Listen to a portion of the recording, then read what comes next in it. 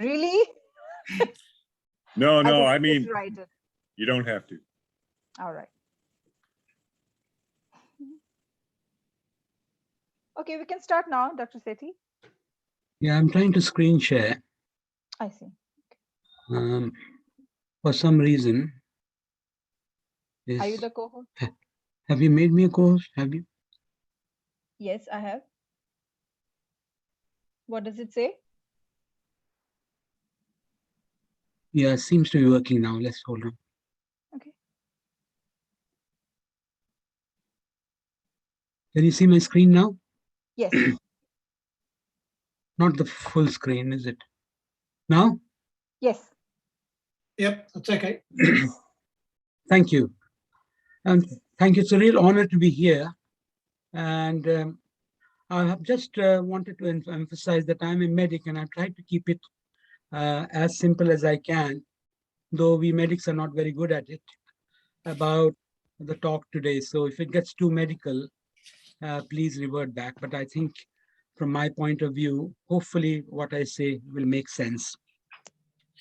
So the topic is about reversing the reversible, and the focus is chronic diseases.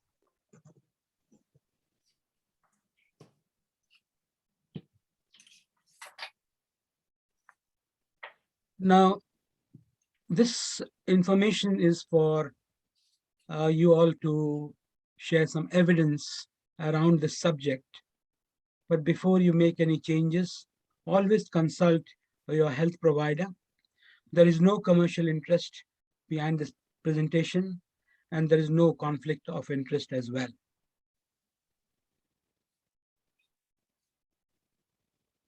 But for some reason, the slides are not moving. Are you pressing enter? Yeah, I am. I'll try again. Okay. So the plan for today is to look at longevity and learning from blue zones. A little bit of emphasis on unifying theory as to similar causes have similar solutions.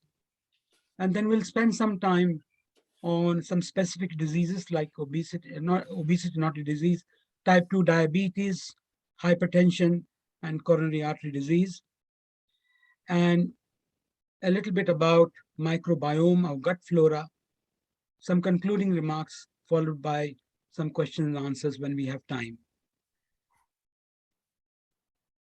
So my question, if you put something in your chat box while we are doing this presentation, is what should your life should look like ideally? And the big why question, why should it look like that? I have a personal story to share with you about someone I know. Paula is not a real name. She had diabetes for last 11 years. And around this time last year, she approached and she said that, look, my diabetes is not coming under control. I need to do something about it. And took some decisions to change her life. I didn't think much of it because we have had similar conversations many times in the past. But in 1 year, she had completely reversed her diabetes. She looks much fitter and younger. So when I saw her, I asked her why. What was the reason? And she said something which is quite emotive. She said, I want to be there looking fit and healthy and alive for my son's wedding. And I want to be fit and healthy to play with my grandchildren. So if you can put why in your question, in your chat box, I'll really appreciate it. You have the whole presentation when you can think about it and put that answer. But overall, people think an ideal life is a long, disease-free, happy, and active life. Up on the White Mountains of California, we have the longest living thing yet known to man. This is bristle cone pine, which lives up to 5,000 years, and some of the trees there are older than the Great Pyramids.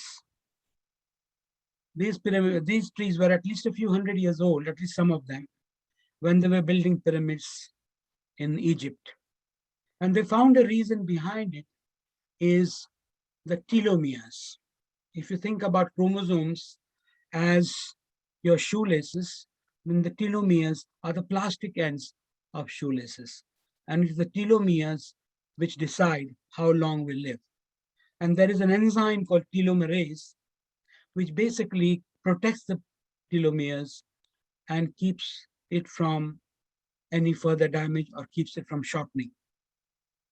So this discovery led to a Nobel Prize 2009 to Elizabeth Blackburn and her colleagues, how chromosomes are protected by telomeres and enzyme telomerase.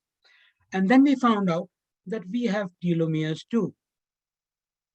And the specific foods, since we're talking about food today, which will positively associated with the length of telomeres, protecting telomeres. And there are legumes, nuts, seaweeds, fruits, and coffee, and certain foods which are inversely associated with the health of telomeres, like alcohol, red meat, and processed meat.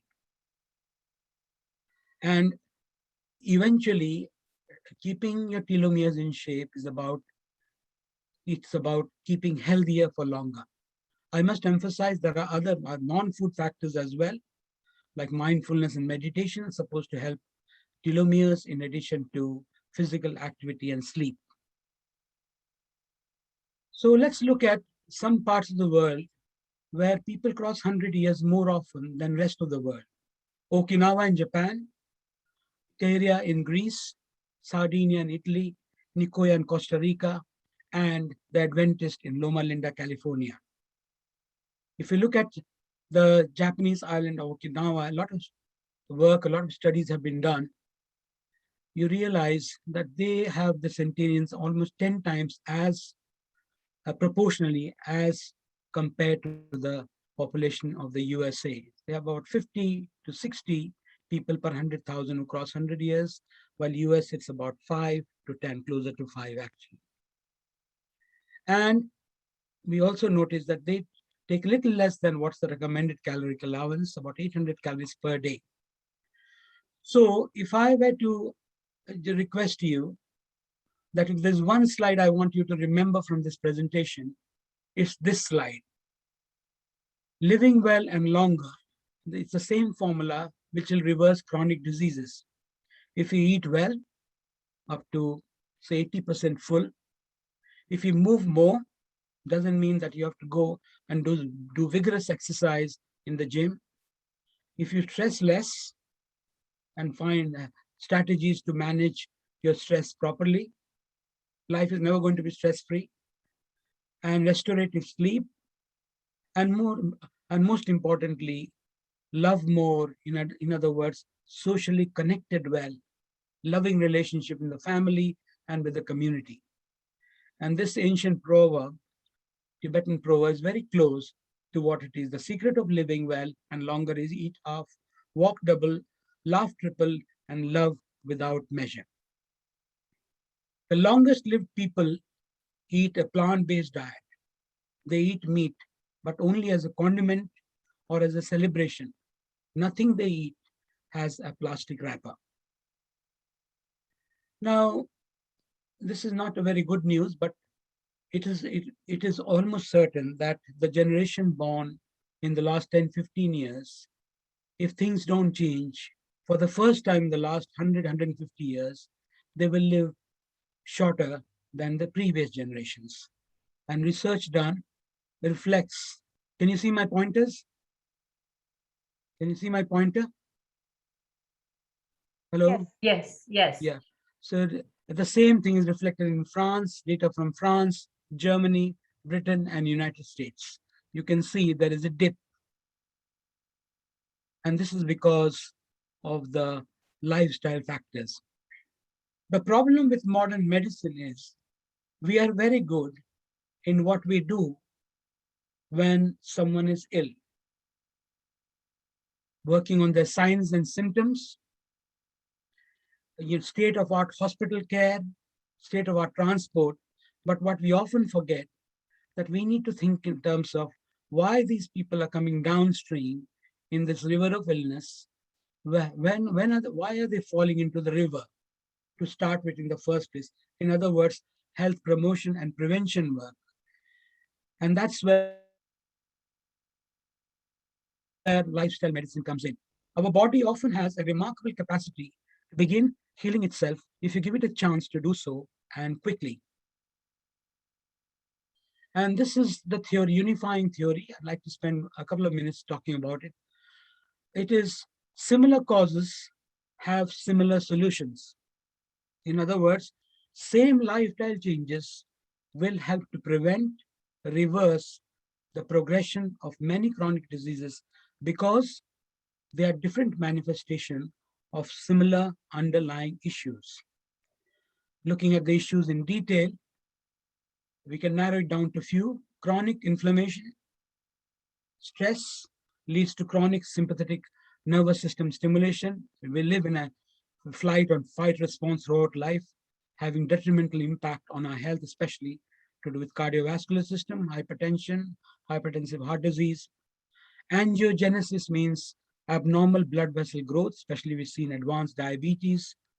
Gene expression, environment triggers genes expression, and environment can also suppress gene expression.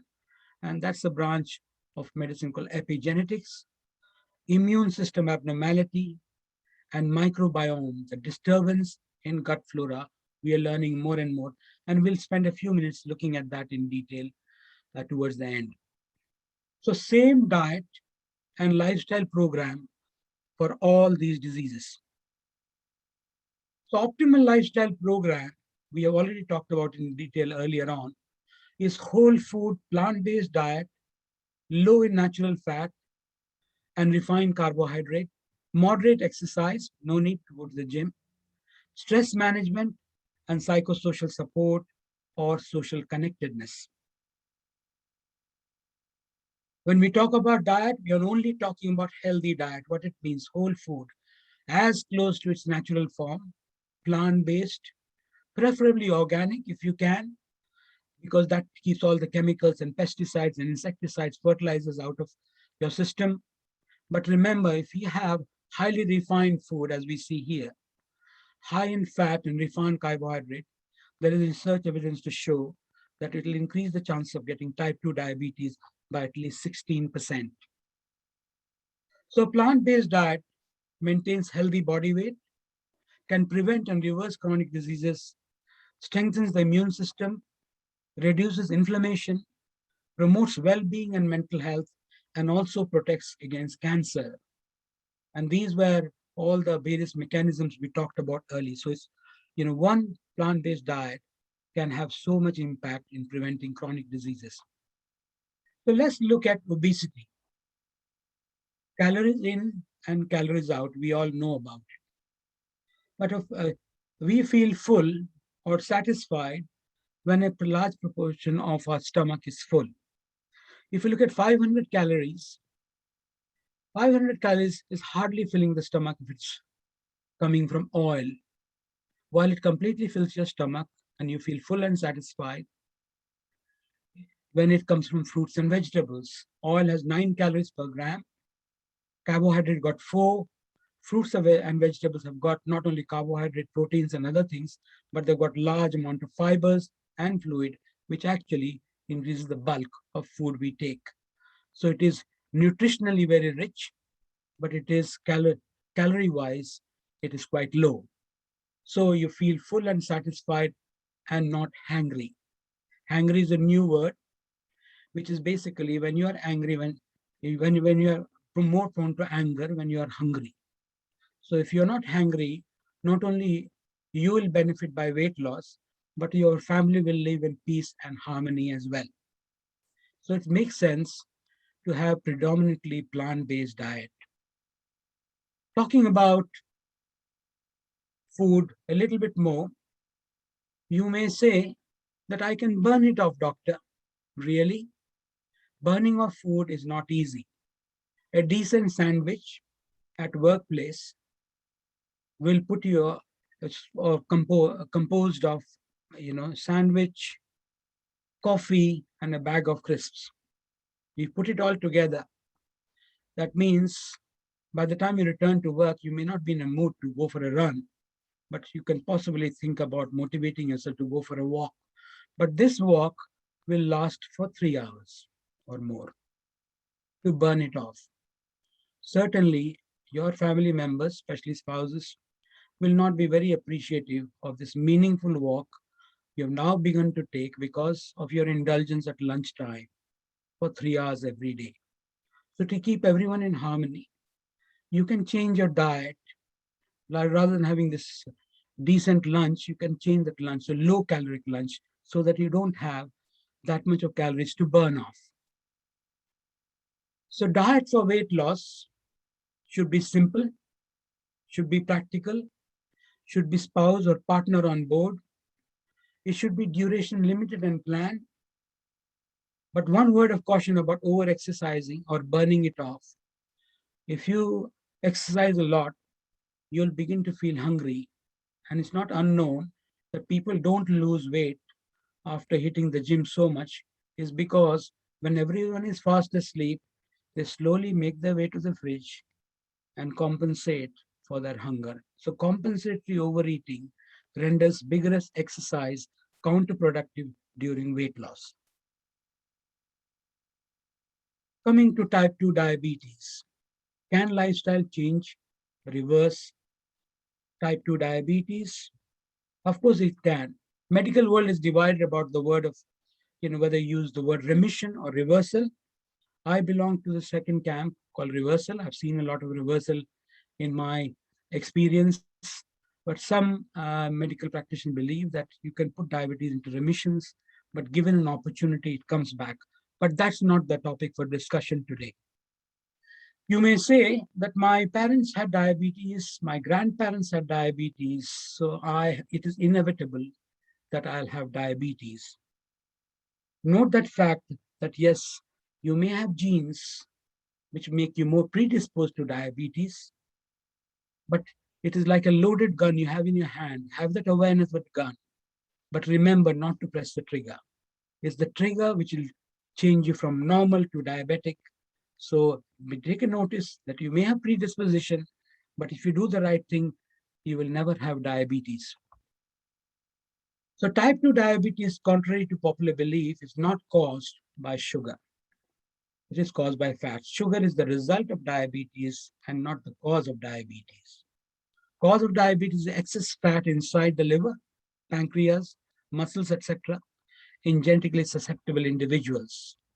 And the cause is insulin resistance. You have insulin circulated in your system, but because of fat and inflammation, it just doesn't work. So I've tried to keep it as simple as I can, but let's just focus our attention for a minute on this picture. So this blue oval object is a cell. And what we see inside the cell, these yellow points, they are fats. So insulin normally will act on insulin receptors, and that will open up these channels, and the glucose will move from your bloodstream into the cell. When we have fat here, it prevents that step. Insulin is unable to act, and these channels for glucose from blood into the cell don't open. And that's called insulin resistance. So once we get rid of this fat, what will happen is that glucose will freely enter because insulin resistance will disappear. Now, this is a cross-section of a scan. And this is the most medical slide I have in the presentation, you'll be pleased to know. So this is a cross-section of a scan at the level of our liver. And what we see here, that's the liver in green. And the green part is essentially showing the amount of fat in there. So when we put measures in place, diet, lifestyle, then we selectively lose fat from the dangerous places, especially around the organs. So to start with, this patient had 36% liver fat, and within 8 weeks, the greenness of this liver has disappeared, the fat has been mobilized, and it has only 2% liver fat. His diabetes has reversed. So Professor Taylor in Newcastle, they did a study. If you get a sharp, short shock of 600 to 800 calories per day for 8 weeks, you'll selectively lose fat from internal organs. And pancreatic fat, if it falls from 4% to 2%, it will lead to reversal of diabetes. But the question is sustainability. How long can we live on that diet? And when we change over, will it come back? Therefore, we need to look at some other options. Neal Bernard did study on plant-based dietary intervention in overweight in a randomized controlled trial. In 4 months, the beta cell function, which produces insulin, and insulin resistance had both improved. Now, when you are on plant-based diet and you are overweight, weight loss is almost inevitable. But they have done research where actually they found that insulin resistance has reduced because of this diet alone without losing an ounce of weight. So plant-based diet can be beneficial in both with losing weight as well as controlling your diabetes or putting diabetes into remission or reversal. So this lifestyle change affects every stage of diabetes. It's never late. Stephen Hawking says, when there is life, there is hope. So never lose hope if you, at whatever stage of diabetes you are in. If you're pre-diabetic, it will stop progression to diabetes. If you're a diabetic, it will promote reversal or remission. If you're a diabetic with complications, it will stop progression. And also we have seen, especially in kidney and retinal diseases, that even in early stages, they seem to have reversed, progression, not only progression, but they have returned back to normal. So there is hope, and this lifestyle will benefit every stage of diabetes. But one thing I want to emphasize is about therapeutic life change. Most of medics will see individuals who are already in advanced or severe condition. But at the community level, most interventions will be mild therapeutic life change, some dietary intervention. But when you're talking about severe and advanced conditions, the mild approach is inadequate and ineffective. We need stronger dosing or more dramatic treatment to reverse this severe disease. Talking about hypertension, this will be whistle top for other conditions. So a DASH diet, dietary approach to stop hypertension, focuses on eating more fruits and vegetables, eat more whole grain, cut back on food that are high in saturated fat, cholesterol, and trans fat. Remember, plants have no cholesterol. And this diet is promoted by United States-based National Heart, Lung, and Blood Institute. Talking about heart disease, especially coronary artery disease, this is Dr. Kim Allen Williams, who essentially says that all the cardiology, American College of Cardiology members, 40,000 doctors and health professionals should recommend a vegan diet. And this quote is quite popular. There are two kinds of cardiologists, vegans and those who haven't read the data. Looking at some pictures, what we have here on the left-hand side is an obstructive coronary artery. You can see a narrowing here. And that has an impact on blood circulation to the rest of the heart. Now, intensive lifestyle management for a long period of time led to opening of the coronary arteries and improvement in the blood circulation, blood supply to the heart. Talking about cancer, this is what we see here. It is oversimplistic diagram, but what we see here is the red ones are pre-intervention cancer genes. And once the intervention has begun, after a period of about 3 months, you actually see that the redness is gone and there are more green. So in other words, the change in genes linked with breast cancer and prostate cancer. In other words, red is the cancer genes are active, green, the cancer genes are turned off. Same thing we see in prostate cancer. Prostate-specific antigens, when we apply lifestyle measures, you see the levels fall. as compared to control group, where the level goes on increasing. And this diagram, sorry, it's a bit complicated, essentially says that the downregulation of genes, yeah, and also, if we apply low intensity change in lifestyle management, then the results are just moderate. But when we have, intensive therapeutic lifestyle change, the results are much better. So depending upon, as we said, how advanced the disease is, how serious the problem is, we have to modulate the intensity of which we needed to essentially tackle that specific problem.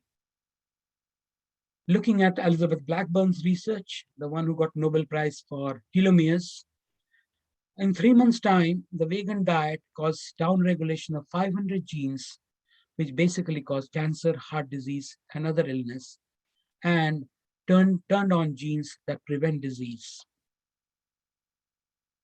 So now let's just quickly look at microbiome.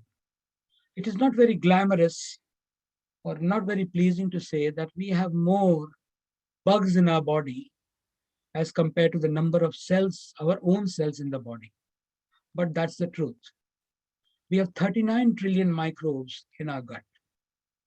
Bacteria, virus, fungi, protozoa. And we have 31 trillion cells in our body, our own cells, our own body. Now we are beginning to understand that they probably control most, if not all, functions of our body. Let's look at very quickly how it happens. So when you have a dietary intake of protein, fat, carbohydrates, polyphenols, it goes into our gut, mouth, esophagus, small intestines, and goes into the large gut where all these bacteria are. And it has an impact on gut bacteria. There are a number of bacteria. I don't even know the names. So I will just, for simplicity's sake, I'll say, like anywhere in life, there are good bacteria and there are bad bacteria. Good bacteria do good things to you, and bad bacteria do bad things to you.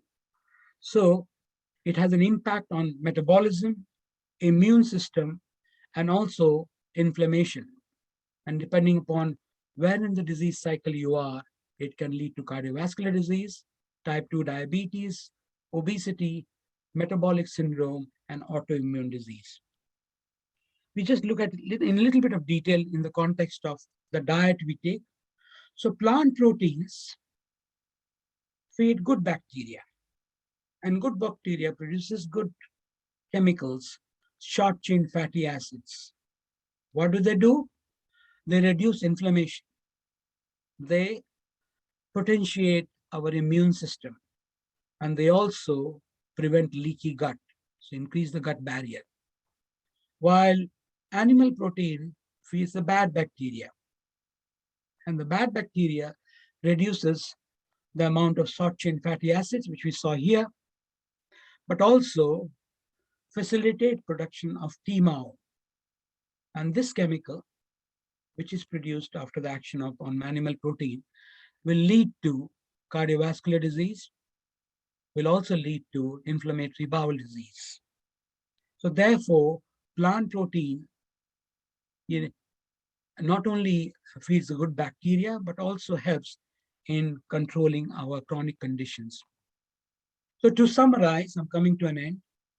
A plant-based diet maintains a healthy body weight, can prevent and reverse chronic diseases, can strengthen the immune system, it reduces inflammation, it promotes well-being and mental health, and protects us against cancer.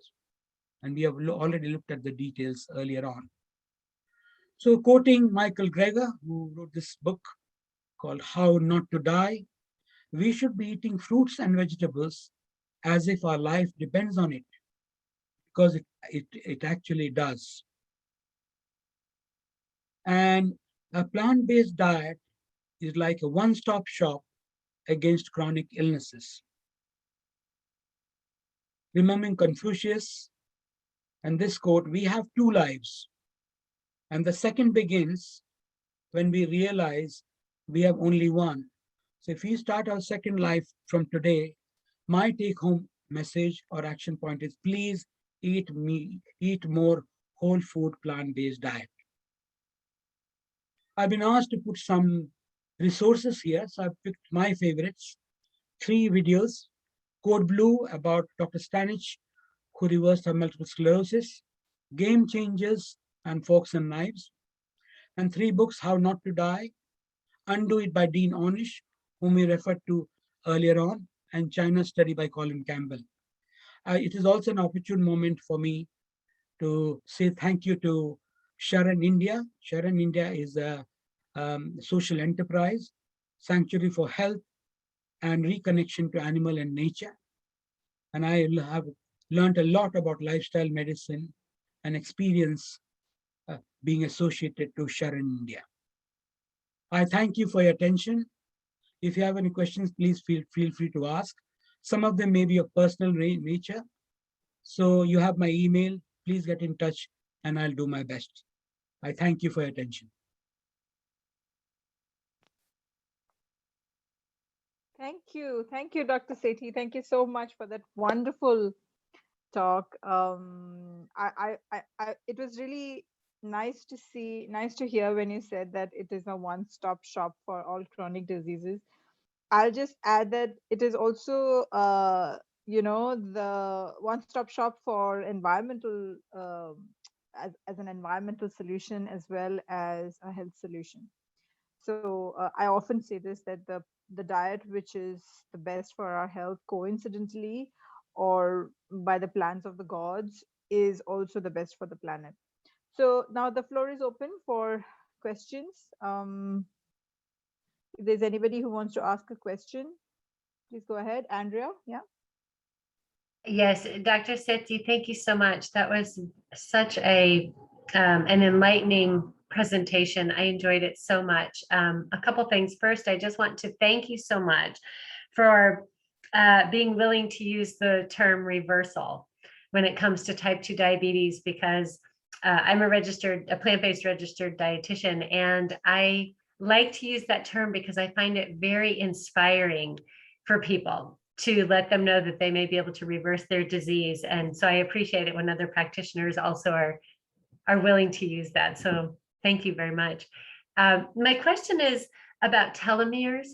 I wondered if you could speak a little bit more to some of the research specifically about telomeres and what has been found, if you know some of the detail of some of that research, because it's such a fascinating topic.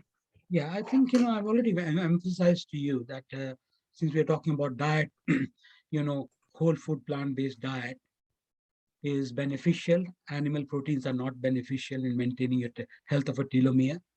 Then mindfulness meditation is supposed to potentiate or keep your telomeres healthy.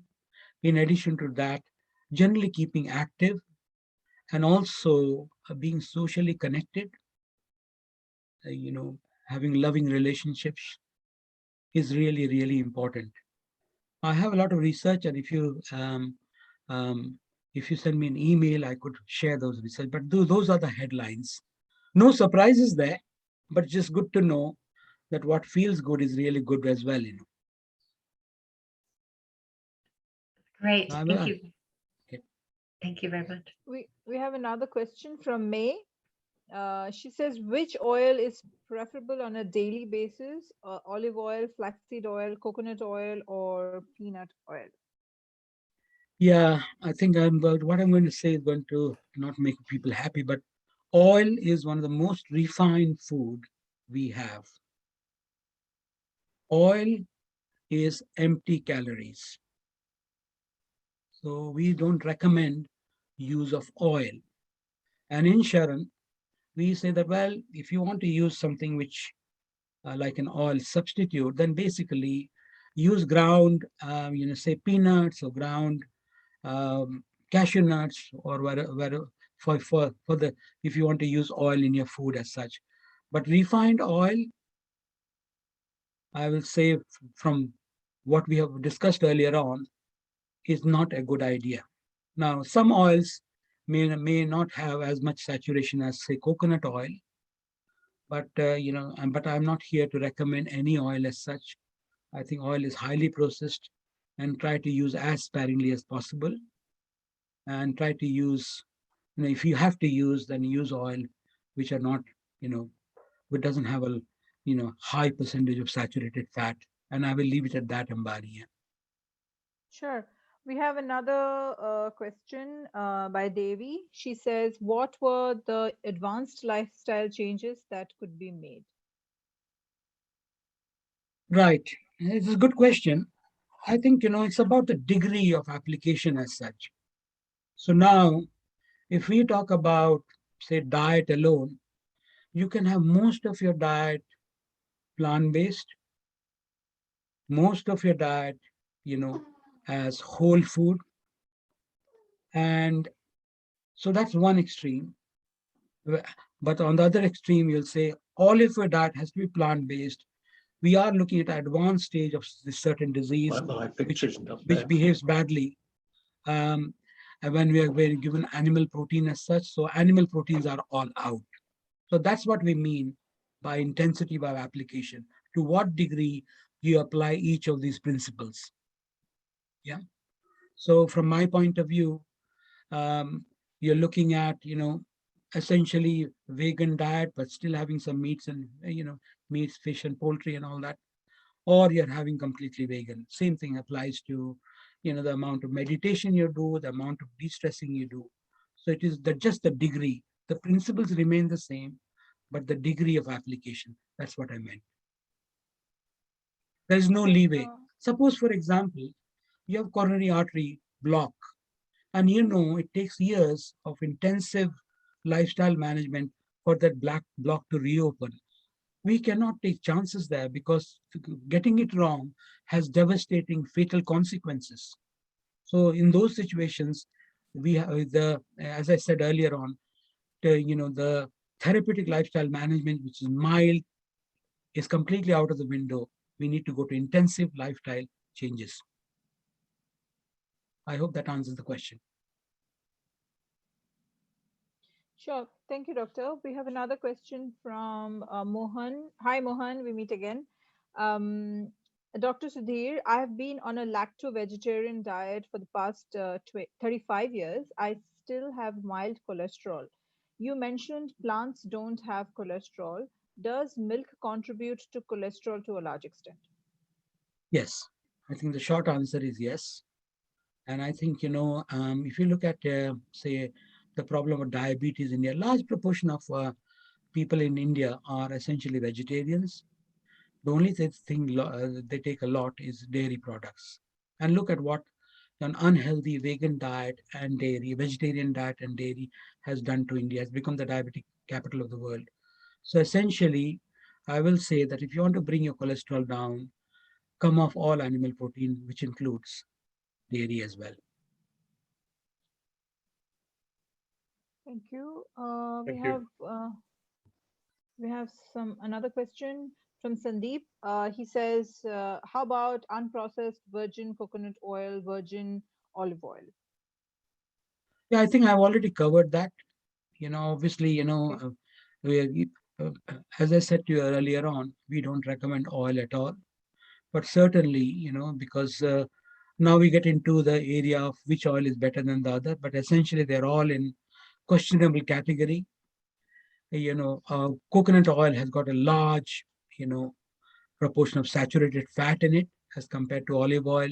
So you can say marginally better, but my advice will be stay off oil as far as you can.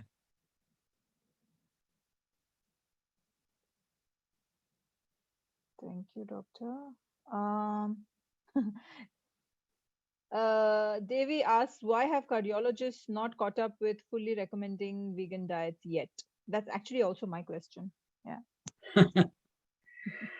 I think, I don't know. I mean, obviously, I'm not a cardiologist, but I think somehow people get a lot of backlash when they are become hardcore, medics recommending only vegan diets. So I think from our point of view, that's the reason why people don't want to, become a target for, for upheavals as such. So I think from my point of view, yes, they have to be open and honest, especially those with advanced coronary artery disease, and say, look, you need to just go off, animal proteins totally, and stick to plant proteins only.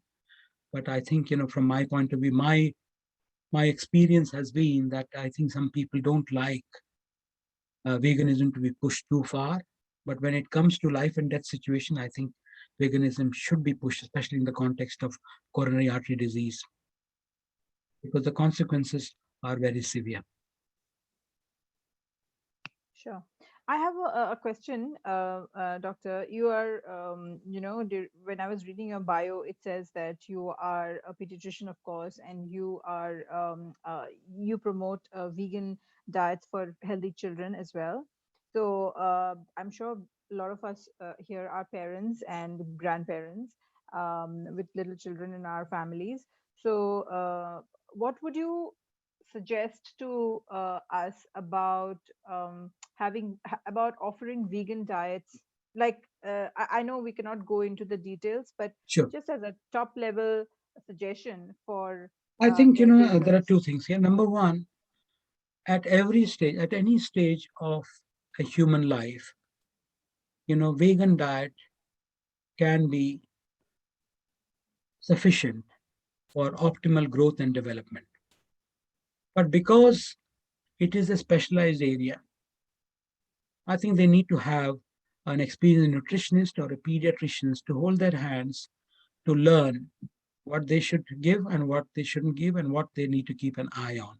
Like, for example, if you are a vegan, you're not getting vitamin B12 because vitamin B12 is not present in vegan products. And we are getting highly cleaned vegetables from supermarkets.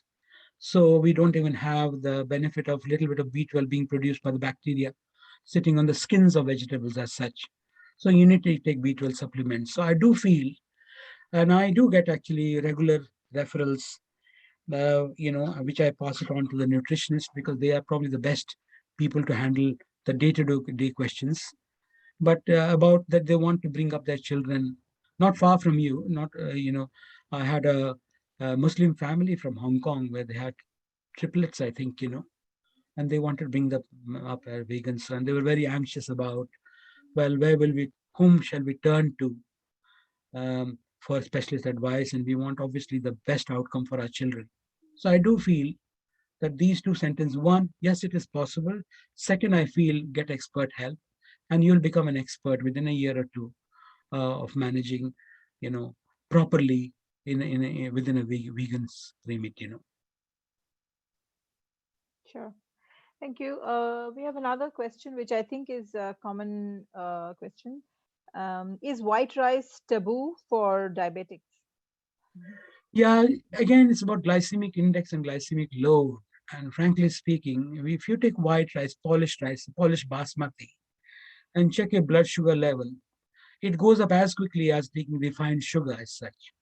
So when we are trying to control the level of, blood sugar, it's not a great idea to take, polished white rice as such. You can take whole grain rice, which will take a longer time to get absorbed as such.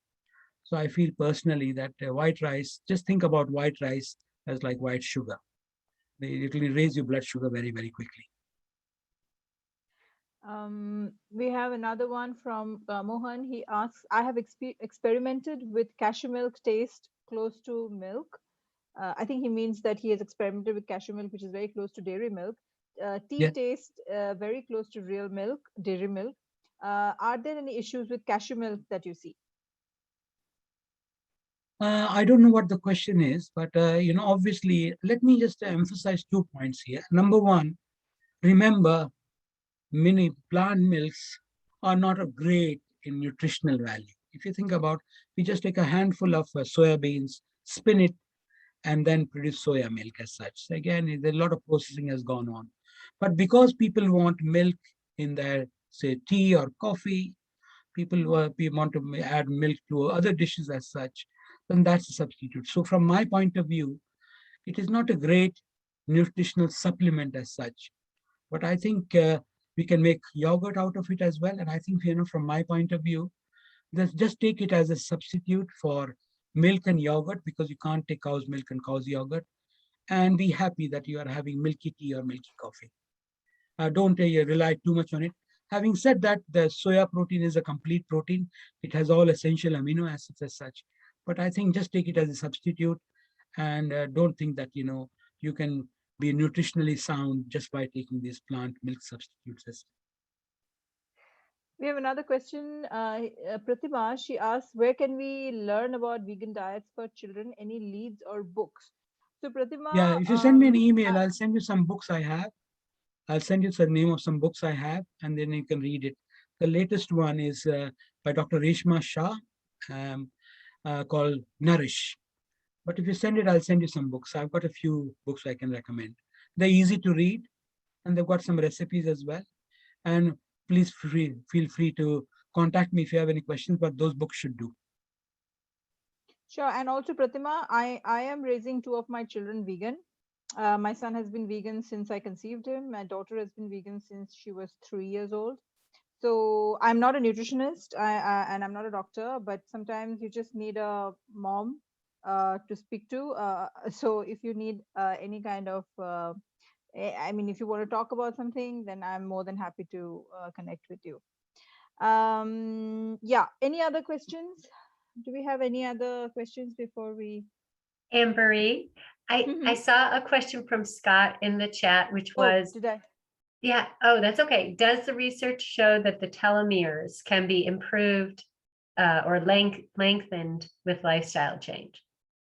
Yes, I think we've talked about it already. There are many lifestyles. Since we're talking about diet today, we are talking about this whole food plant-based diet will improve. Coffee is supposed to improve and this will be a big news for coffee lovers as such.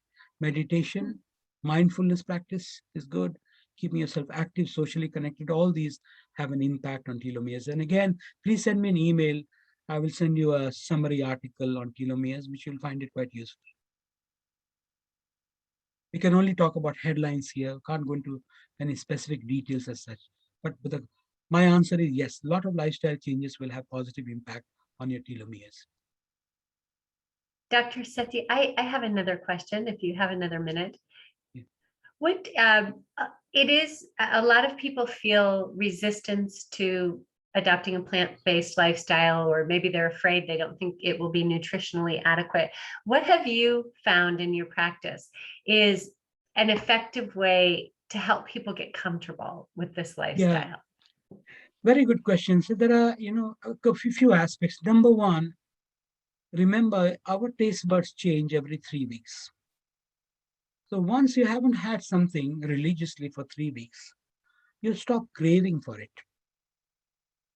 And number two, before any numbers change, if you're diabetic, before any, your blood pressure comes down, you start to feel already an internal feeling of wellness as such. Once you get that feeling, you'll know that you are on the right track. And they say numbers are motivating, measurements are motivating, but even your own internal feeling of having come off dairy, having come off plant to animal proteins, you begin to feel better. Once the weight start coming off, it's very motivating. So I feel personally, start and your own system will motivate you. Your own feeling of goodness will motivate you. And then the numbers will change as well. The weight which you've been struggling for years will come off easily.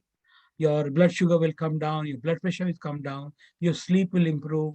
So there are many, many factors which will actually help you to motivate yourself to continue this lifestyle. What's your experience on this? Do you feel that that once they make a change, they don't want to go back? I see quite a large proportion of the patients I see, once they have made a change, they actually feel so much better that they don't want to go back to their old ways of living. Yes, that's been my experience too, that once people start seeing the changes, they're so amazed. Most people are they feel like it's a miracle. And they're so shocked by what has been possible for them that they want to start sharing what they're doing with everyone they know to improve everyone's health, because they've experienced such a dramatic change. That's Yeah. a really good point, because the whole family approach, if the whole family changes, albeit gradually, then maintaining is a lot easier. And I think, motivating, and I'm so pleased, Ambari, what you've said, children are growing up, they're following the same lifestyle as yourselves. So it is so much easier. And I think, same thing applies to us as well. And I feel that the whole family approach is the way forward. But slowly, don't make it hard for them. Don't be very militant about it. But just suggest as time goes by, people will understand and make the change. Thank you, Dr. Sethi. We have some inspiration here. Devi says that her father-in-law turned vegan when he was 95 years old, and he's 98 now. So it's never too late Brilliant. to start Wow. something that's great for yourself. And also, I was suffering from hypothyroidism when I was still a vegetarian. I mean, I was eating everything at one point, and then I stopped eating flesh. So I became a vegetarian, and then I had hypothyroidism. But then when I became plant-based and largely whole food plant-based, hypothyroidism that I was suffering from for a long time was taken care of. So these are great stories that you will, if you just Google, there are millions of people who have reversed diabetes and hypertension and many other diseases. So they are just there. And I would like to, I think, call for one last question before we sign off. Is there anybody else who has? Thank you, Pratima. Thank you so much. All right, I think that's it. So thank you so much, everybody, for joining this wonderful talk, and thank you so much, Dr. Sethi. We finally did it, and we've been talking about it for so long, and it was just absolutely wonderful to hear you speak. We are recording it, and we will be soon uploading it on YouTube, on our channel, so that people who missed it can also watch it later on. Thank you so much. Yeah, thank you so much.